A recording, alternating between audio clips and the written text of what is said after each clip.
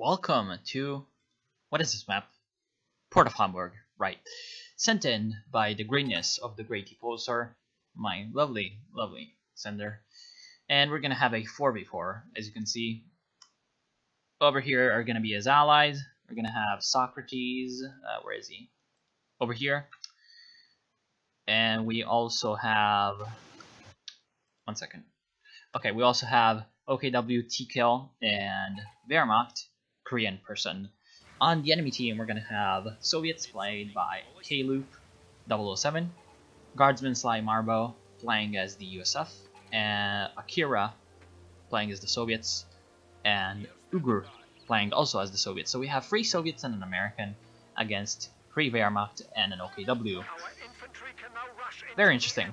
Now, we already have a doctrine pick. We have Encirclement by Socrates.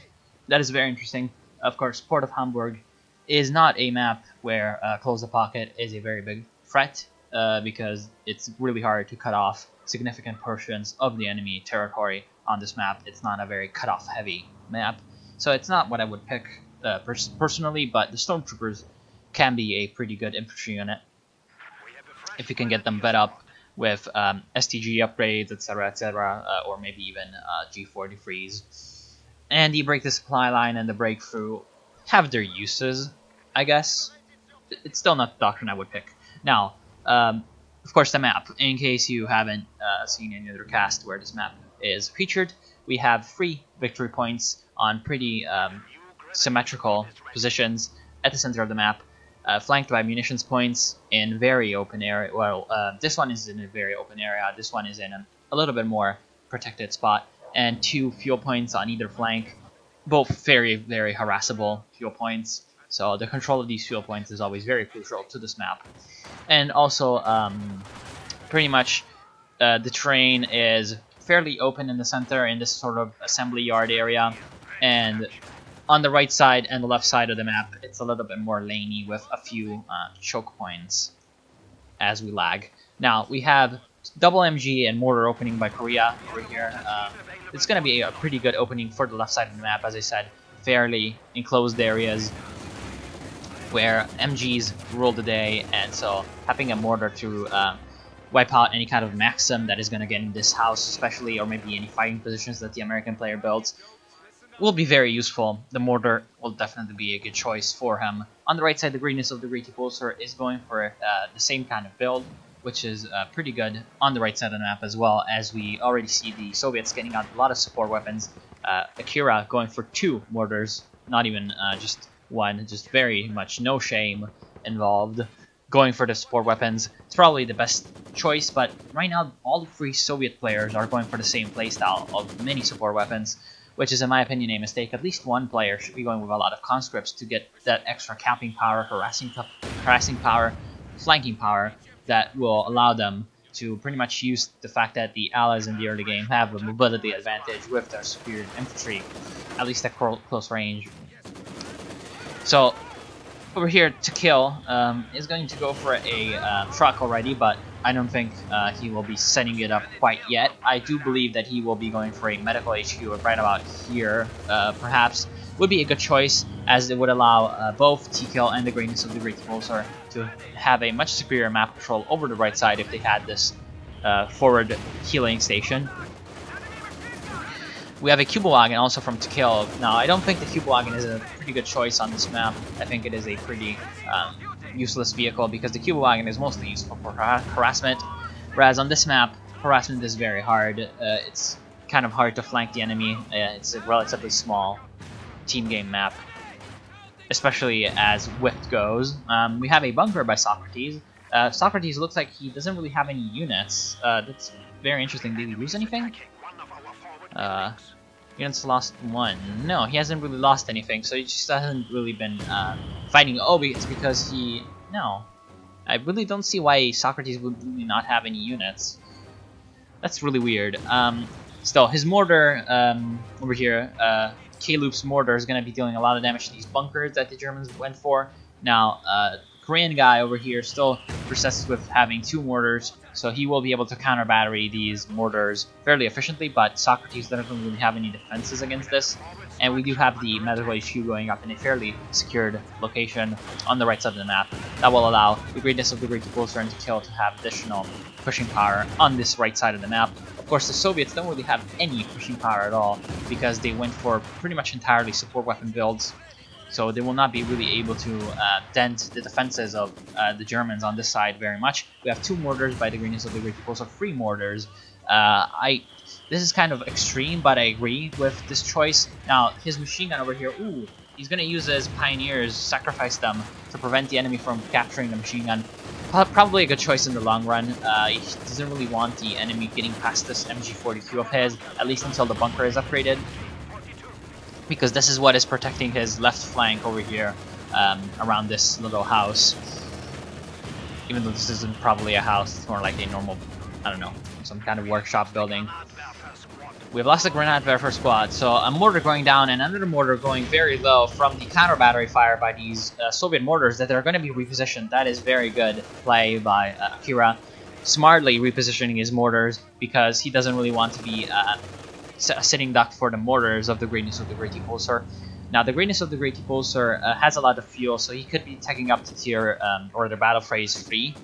In my opinion, that would be the best choice for him right now, as his own allies could provide the means to have Panzer IVs, etc.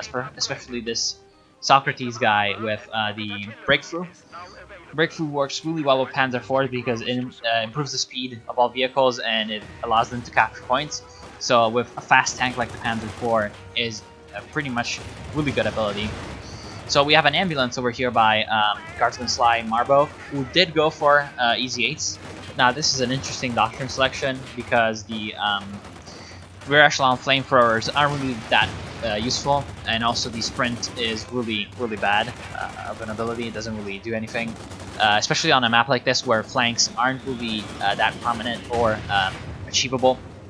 So I really don't think that there's anything in this doctrine that is very useful except for rifleman flares and Easy 8s.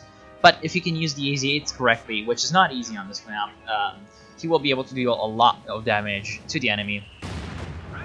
We have a flak half-track by to kill. Now, this is a very late flak half-track, and in my opinion, not a very warranted one, as the Soviets both went for tier 2, so you should have expected at least an AT gun being in reserve somewhere, but there was no AT gun for the Soviets. This is definitely a mistake, as against the OKW, you always need to be wary of any kind of early game vehicles such as the Lukes. Now, of course, they did see that the units were coming back from retreating at full HP, so they knew that it was a battle group headquarters, most likely. But still, that is very negligent of them to not get an AT gun, because you really need to safeguard yourself as Soviets against early vehicles. The early game is your advantage, and if you lose that, then you're pretty much fucked. So that's pretty much why you need to always get out an early kind of an early AT gun as the Soviets, and also perhaps upgrade the AT grenades on your HQ. Of course, this is not something that would help the Soviet players very much because they don't really have any conscripts, which is in my opinion a big mistake. But that is just me. So this machine gun, as you can see, this house doesn't really have a window facing south, so this is why this captain can just move up here and shoot at it. This is a very nice trick. Of course, you always need to be looking at the enemy buildings, the buildings of the enemy's garrisons, to look for any kind of weak spots like these and take full advantage of them. Unfortunately, the captain is going to walk into the range of the machine gun and be hit by a pretty much a straight burst. Also, this other machine gun is hitting him.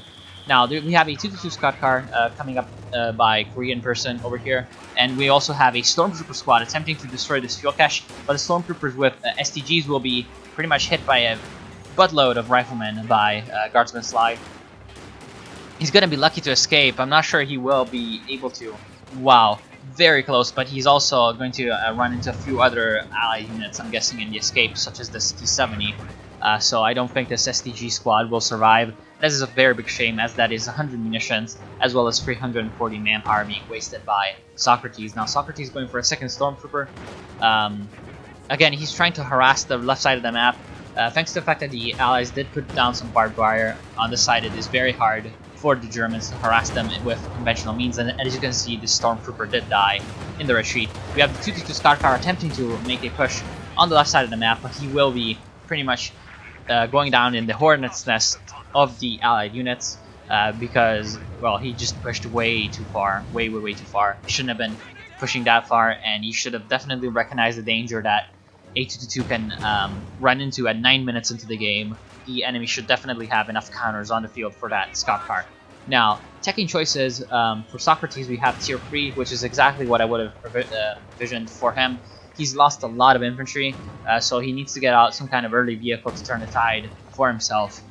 The fact that he doesn't have as much infantry should mean that he will be able to micro his vehicle to absolute perfection and make pretty much the most usage out of it. Now we have a nice push on the right side. Pretty much the Germans on this side have been using their advantage as much as possible, which is definitely what you want to be doing when you have the advantage, because of course you don't want to allow the enemy to recover. And we have a doctrine selection over here by Akira going for terror tactics, as this is not a commander that I see very often because it is a very munitions intensive commander with the O2 precision bombing and the pure propaganda artillery, but it is also a very manpower intensive commander with the shock troops and the ML20 152mm howitzer. As you can see, 390 manpower for one and 600 manpower for the ML20. It is a very hefty price to pay for these two units, but it is two units that can allow the Soviet player to have a lot more pushing power, as the ML20 can barrage enemy defensive positions such as the Schwere Panzer headquarters that To Kill went for in a very weird position. In my opinion, you should have turned it around. When you place it down, you can obviously turn it around if you press Alt and you just turn your mouse around. That is at least the command for me, the hotkey for me. It might be different for you. You can turn around the structure to have the cannon face the enemy, and it is also in a very weird position because the AT guns that could be coming up through this area are going to have a clear line of sight at it, so they were going to be able to fire at it pretty much undisturbed. Of course, the Germans do have complete control of the right side of the map in terms of units, so this is good. Nice grenade from the shock troops, going to be dealing a lot of damage to this MG42. The Germans have complete control of the VPs for now. They've lost no VPs, and they have pretty much halved the Allied VP reserve. Now we have a Su-76 on the field by Ugur, who went for counterattack tactics, so the tier 3 will suit him just fine. Tier 3 supported by the KV-1s is going to be fairly good enough. Now, I can already notice that the Allies are going to have a lot of fixed artillery later on into the game if they build the E4 and the ML20, which is going to be good, as the Germans do have a lot of defensive positions scattered all over the map that are going to be easy targets for artillery. Now, one major advantage for now for the Allies is the fact that they have been able to harass the fuel caches that were built by the Germans much more. As you can see, the Allies have pretty much all of their points OP'd. Now, the Germans only have 2, actually no, 3, so we're pretty even actually now, but that is only because Socrates has been building a lot of fuel caches to replace the ones that were lost. Now, Socrates has his Panzer IV on the field, which will be easily able to deal with this T-70, along with this Pat gun over here in the dockyard, pretty much very well hidden in a way. Would have never actually thought to put an AT gun there. It's a very interesting place. Now we have a Austin by Korean person over here. Now, I would have rather gone for tier 4 if I was Korean over here, because he's got the Panzer IV command tank from his Blitzkrieg doctrine selection, and his Blitzkrieg doctrine doesn't really allow him any kind of late game versatility other than the command panzer. So perhaps the command panzer supporting some Panthers would have been a much better choice than a tier 3. But this tier 3 is doing quite a bit of damage thanks to this Austin. Now this Austin is definitely pushing up way too far. It's going right into the middle of the enemy, and is very lucky that he hasn't been engine damaged by an AT grenade, which will finally go down by Guardsman Sly. Guardsman Sly has also got an Easy 8, which is pushing up on the field. It just came out. The Panzer IV from Socrates is attempting to assist, but he will not be able to save this Austin. Now the Panzer Tactician from the Austin will allow him to live a little bit longer. Attack round is going down by Kloop, but it's missing, unfortunately. Now, on the right side of the map, haven't really been able to follow this much on the right side of the map, but the Germans have pretty much managed to keep control of the right side and push up. Now, the greatness of the Great Pulsar has gone for pretty much all support weapon build, which is a good choice to support an ally that has a lot of infantry like To Kill. But if To Kill were for any kind of reason not be with him, then the support weapon build would be very vulnerable to the enemy. Because of course, without having Grenadiers, you don't really have the versatility of the mobile anti-infantry and the Panzerfaust to damage the engine of vehicles. So you need to be very careful with going these kinds of builds. Of course, it is kind of working right now. One major weakness of the Greatness of the Great Depulsor right now is the fact that he's got a pretty much Pioneer squad that isn't really doing something with these 500 units of munitions that he does have. He should really be planting mines all over the right side of the map, because he doesn't have any grenadiers to upgrade, nor any panzer grenadiers to upgrade with Panzerschrecks. I remember that last time he sent me a replay, he pretty much went for a trillion panzer grenadiers with Panzerschrecks. So he might be saving up munitions just in case he wants to build up a force of that kind. Whoa, whoa, whoa, whoa, whoa. Now this is something I didn't know. Okay, so there was a hole created in the building over here by some kind of shelling, and the MG can actually fire out of the hole. Wow, I actually didn't know this. I always thought that if there was a hole that the MGs could fire out of, it was a pre-made hole that was already pre-built on the map from the editor. But wow, I didn't know that this was the case. Wow, this is some fucking advanced shit, man. Relic, what the hell? Don't scare me. You're doing weird things to me. I thought you were a little bit less than this, please. Yeah, anyway, we have a Panzer. Ooh, that was a nice mortar shot. Combined mortar strike by Ugur and Akira. Now, we also have Kloop, who has selected a doctrine. I remember that he had a doctrine selection for quite a while. It is Armored Assault Tactics. A pretty excellent late-game commander for the Soviets, as you will have both the S2 heavy tank and the T-34-85 medium tanks. So he will be able to both have a nice frontline rock type of unit to absorb a lot of damage, and also a nice flanking force of T-34s. Now, Korean guy went for a sniper. This is definitely not a good choice this late into the game, as there is a lot of artillery that will be able to pretty much kill the sniper without it having any chance to survive or dodge it. If the allies, of course, go for a lot of artillery, which is what they should be doing. Artillery is definitely the key to these games later on. Kloop went for a T-34-85, which is definitely a good choice, but in my opinion, one major mistake that he's making is that he's allowing himself to have 900 manpower in the bank with no real usage for it. You really should be going for a couple of extra AT guns, and, well, maybe an AT gun and an extra conscript squad would be better to allow himself to have more AT grenades. You really should be upgrading AT grenade package and also the field infirmary in his base for that purpose, to have a more balanced force. Now we have a pretty big engagement over here between the T-34-85 and two Panzer IVs. T-34-85 is supported by a Zis gun that was nicely repositioned by Kloop to support the engagement, so he will be able to kill at least one of the Panzer IVs. The second Panzer IV is going to chase it with very low HP. T-34-85 misses and Panzer IV bounces off the front armor of the T-34, so this is very bad, and the second Panzer IV shot doesn't miss or bounce and penetrates and finishes off the T-34-85 that was up to bed 1. This is a pretty big blow for Kloop, as if he had conserved that T-34-85, he would have been in a much better position to counter any kind of German pushes with that versatile medium tank. Now, we have two Panzer Riffer by the Greatness of the Great Depulsor, which is definitely a good choice. Thank you for being annoying.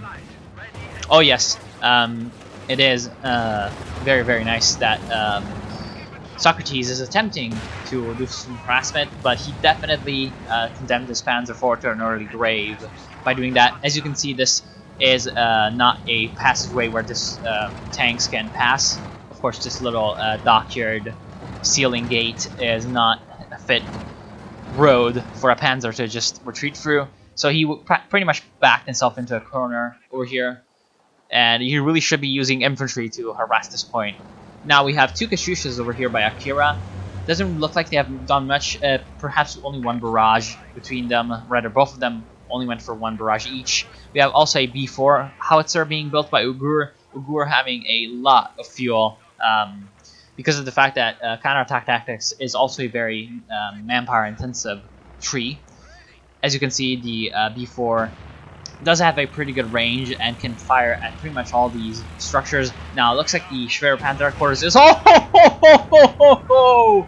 was an excellent B4 shot very lucky for it to kill to have survived with all these infantry units. Now, what the Soviet player with the Katyushas should have done is he should have followed up this B4 strike and done a barrage at the retreat point, just so when the enemy retreated, of course, he would have been able to just get them right on the money, hook, line, and sinker, kill all the units that were retreating.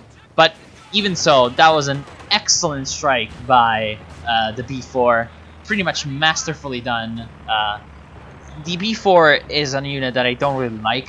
I really love it in concept, but I really hate it in practice because it is a very, very inaccurate piece of artillery.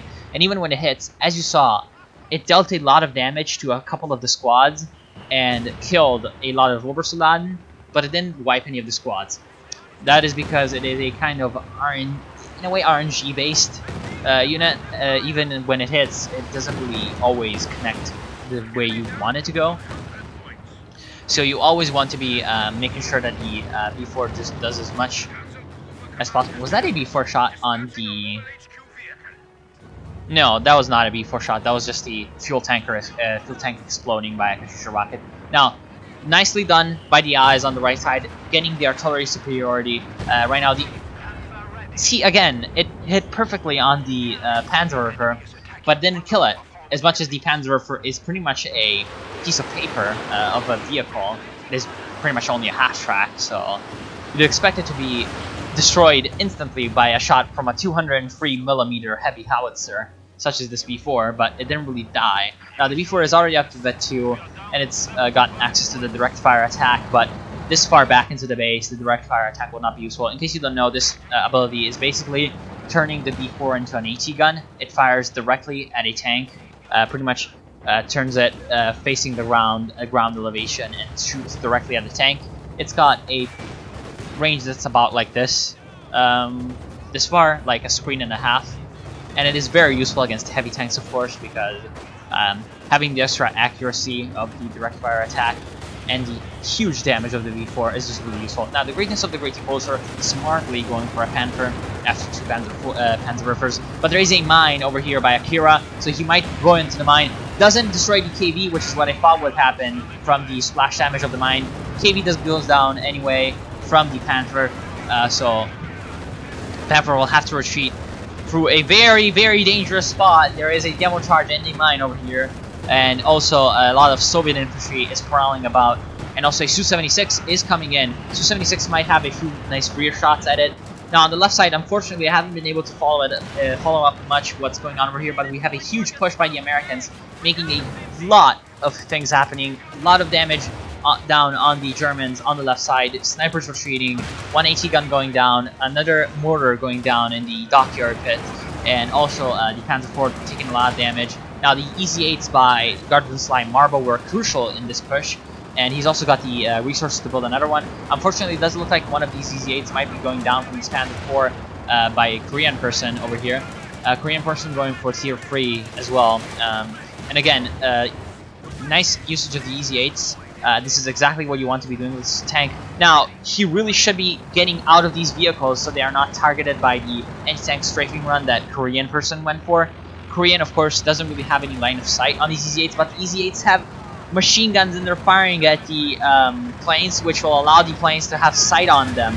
This is very bad. No! This is so very unlucky for these EZ-8s. Now, to explain what just happened, in case you don't know, this airstrafe, Stuka close air support by the Germans, can only fire at vehicles that it can see. So when the Panzer IV over here by Korean guy was killed, he lost the line of sight on the EZ-8s, but the EZ-8s essentially revealed themselves by firing with the pintle-mounted machine guns that they had at the planes. So then the planes knew that there were EZ-8s there because they had just revealed themselves. So they essentially just, the EZ-8s, by shooting at them with the pintle-mounted machine gun, essentially just doomed themselves. And that is not something that you can turn off, like perhaps you prioritize vehicles, or when you have an invisible unit, you can turn it off. You can have it on hold fire. just to have the ambush. Now, two Katyushas pushing up in a very dangerous location to fire at this battle group headquarters. They're going to be dealing a lot of damage to battle group headquarters, but look at where they are. They aren't protected by any mines. They aren't protected by any tank destroyers. The only other unit that Akira has is a Zissou, and now one of the Katyushas going down for the Panther. The Panther is going to easily be able to destroy the other one as well, pretty much cock blocking it from this angle. Now we have a few rifleman squad that are going to be able to deal a... Why isn't it firing? Okay, it finally fires, but it misses. That is very unlucky. Now, of course, the machine guns on the Panther will be able to destroy the Katyusha anyway. But we also have a... Oh, mine! Nice placed mine by, I'm guessing, Akira. Gonna be destroying the engine of the Panther. Now, this Panther will likely die, but of course, the catch is that it destroyed two Katyushas, so its sacrifice was not in vain at all. It was absolutely not in vain at all, because by resources, it is a similar trade in terms of fuel. Katyushas being 80 fuel apiece, I believe. Can I see? 85 perhaps? 80, 85, yeah, 85 fuel apiece. So it is 170 fuel for two Katyushas, and it is 175 fuel, so only 5 fuel more for the Panther.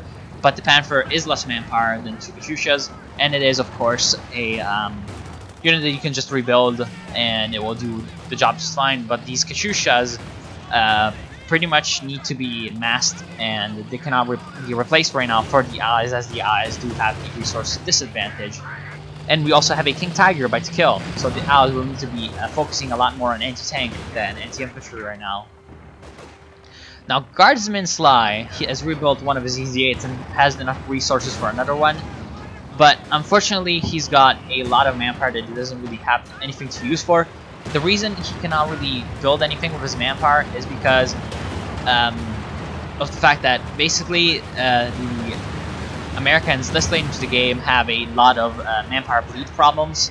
Now we have a nice Stuka close air support being called in by... What did he just do? He just used a Stuka dive bombing strike on something, and I missed it. Yeah, I'm guessing it was a huge blob wipe. Yup, it was on the ambulance. It was on the ambulance. As soon as I heard the Stuka dive bombing sound and I saw the buy, I'm like, yeah, that's exactly what happened. Because I saw he had gone Jaeger armor a while ago, but I mean, Jaeger armor, it's really not worth talking about. This is a doctrine that everyone knows. Everyone knows it's pretty good in team games. There's nothing really much to say about it. Now, to kill went for breakthrough. It's pretty much the only doctrine that I haven't talked about yet. But he went for a King Tiger, which is definitely a smart choice in my opinion. Especially if he is in any kind of voice chat or communications channel with the Greatness of the Great Repulsor. He knows that the Greatness of the Great Repulsor has gone for Jaeger armor, and so he will have the Elephant on the field. So having the King Tiger, pretty much freeing him to get a King Tiger instead of the Yag Tiger. Now we have two Su-85s pushing up against the King Tiger. They've dealt a lot of damage against it. Perhaps an AT grenade destroyed its engine, so the SU's been doing a lot of damage against it, but there's two packs by the Greatness of the Great Repulsor that are going to be able to easily push back these SUs. Now, unfortunately, the Greatness of the Great Repulsor didn't really use the target weak point on his Bed 1, which is in my opinion a mistake, because if he had, he would have been able to at least destroy one of the SUs. Now on the left side, the Allies are still kind of strong. They have quite a lot of units protecting this left side BP and this left side fuel point, but as you can see, they are kind of starting to fall behind as well, as there are Panthers and Panzerwerfers on the field by the Germans on the left side. Now Korean guy went for a Panzer IV command tank. We have another Stuka dive bombing strike, perhaps on this Katyusha. No. Oh no, that was the Katyusha sound. They sound kind of similar. The Stuka Sarin and the organ over here, organ sound of the Katyusha, they kind of sound similar sometimes. So I kind of confused them. Now the flak half-track by to kill is still up. This is very interesting, as he's using it as an anti-air unit, I'm guessing, over here. Just an extra support anti-air kind of deal. Now, I do believe one of these Veteran Cs increases its anti-air ability. No, I'm confusing myself with the American A half-track, which gains an anti-air ability. Now, the Soviets also have an anti-air vehicle, which they need a lot more than the Germans really need anti-air. because as you can see, these Germans have complete air superiority in a way because of the fact that Korean guy over here has a lot of munitions. He doesn't really have any units to upgrade. He's losing a lot of units. But the bright side of this is the fact that, of course, if I don't have any units, I don't need to upgrade anything. I don't need to use any kind of abilities. I can just spam Stuka Close Air Support, which is probably the best airstrike in the game, at least in my opinion, because of the fact that you don't really need to aim it in any way, unlike the whatchamacallit, the Stuka Dive Bombing Strike or the American Tactical Support Company, yeah, Tactical Support Company's Strafing Run, or the American P-47s, which you don't need to aim them, but still they're pretty pathetic in my opinion. Again, it is just an excellent strafing run, which is good against both infantry and tanks. Of course, it only targets tanks, but yeah, if infantry is around, it will still damage them, and it's just really good. Now we have another KB on the field by Ugur. Ugur has pretty much exhausted his resource pool. That's what the Stuka Dive Bombing was against. It was against the B4. Now, one major weakness of fixed artillery guns, and especially against doctrines like Jaeger Armor, so Jaeger Armor was definitely an excellent pick by the Greatness of the Great Repulsor, is the fact that Stuka Dive Bombing strikes one-shot howitzers, so you don't really even have the time to repair them after they get decrewed, inevitably, because of course they're going to be decrewed. Now we also have a ML20 howitzer. It's going to be firing, I'm guessing, at this elephant. Let's see. Yeah, it's hitting the containers, and now it died from the Katyushas. So this is just fairly bad for the allies on the right side. I don't think they can recover from this, and also they're losing the VP war fairly heavily, and they're going to surrender. Now, fairly interesting game. What is to be said about the mistakes that the allies made? On the right side, definitely too many support weapons. It is one huge mistake to go with too many support weapons as the Soviets, because yes, your infantry is weak compared to the German one, but you definitely need the versatility, especially in the early game, to make any kind of flanks happen. You need infantry, and you need infantry also to counter any kind of early vehicles with the AT grenades supporting your AT guns. You cannot rely on AT guns alone or on infantry alone. Now, that is to be said about Ugur, definitely. Also, Ugur, perhaps wrong doctrine selection. The KBs didn't really do anything. They can work, but especially against any kind of heavier anti-tank later on into the game, they will become kind of useless.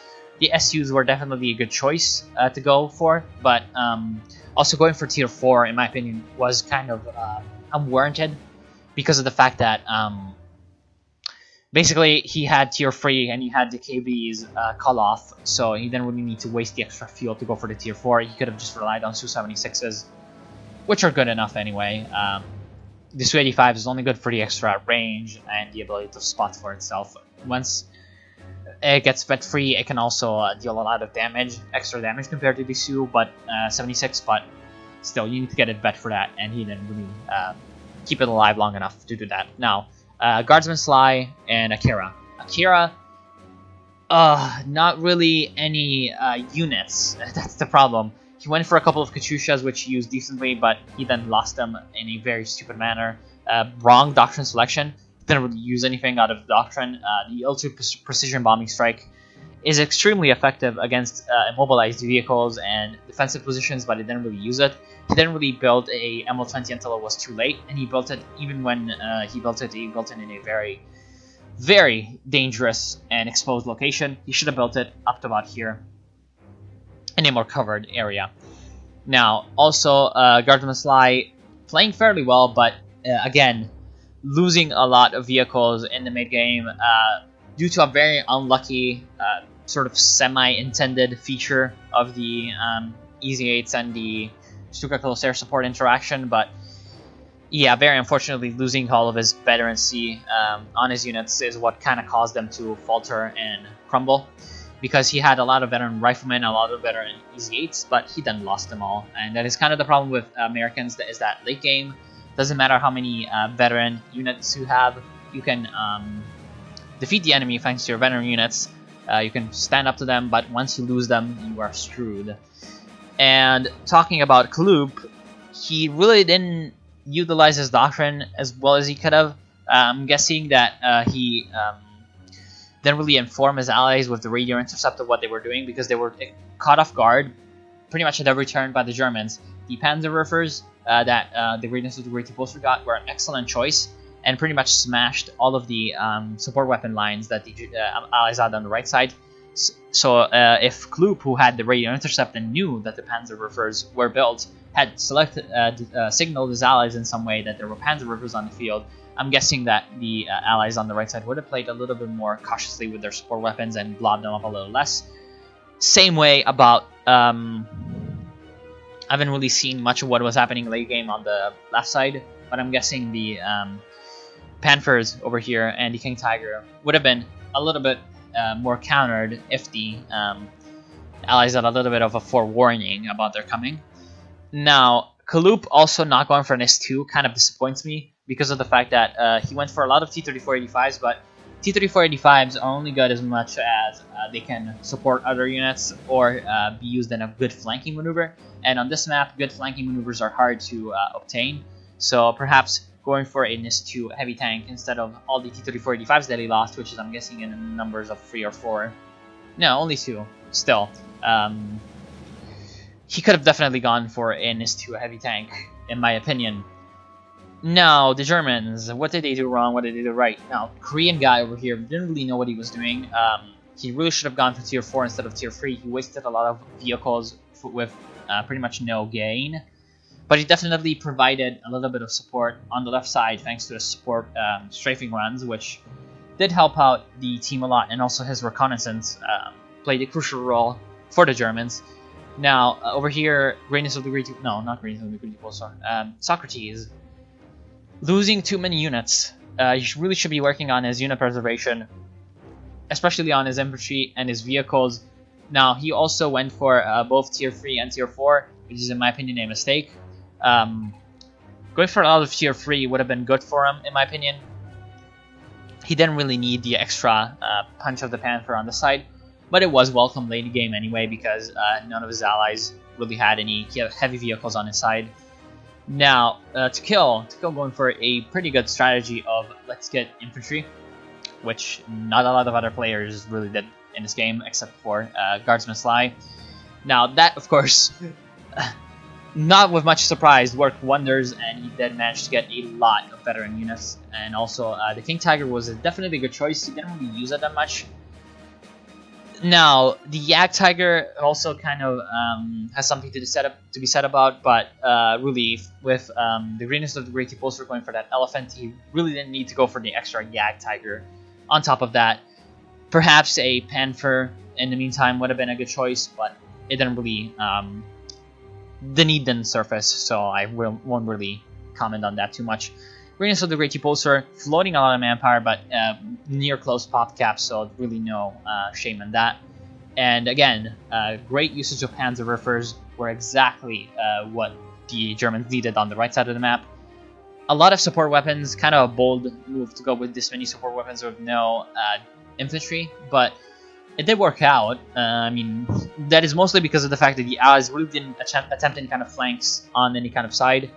And I see in the end why he was saving up all those munitions. It is because of the Stuka dive bombing strike. Now, I still would have liked him to place more mines. It kind of looks like this bridge was destroyed by a mine with when the T-34 ran over it, and the T-34 died, and the bridge was then repaired. So I'll hold my breath on that. But other than that, he didn't really plant any mines, which is a very big shame in my opinion. Because if the Allies had a lot more sense, they would have concentrated a few more forces in the center and avoided the brick wall on the right side and tried to flank it over from here. So the mines would have been a very big help in that. But also nice use of Stuka dive bombing strikes to destroy the artillery pieces, and also excellently to destroy the retreat point ambulance that he had managed to see. So that is a very, very nice approach to the Stuka dive bombing strike that you should always keep in mind when the enemy retreats into an ambulance or a retreat point or any kind of yeah, or forward assembly or something like that, you always want to be timing your stupid dive bombing strike to destroy them. So yes, I want to thank you all for watching. I hope you enjoyed the cast. I hope you will have learned something from it, and I hope I'll see you soon.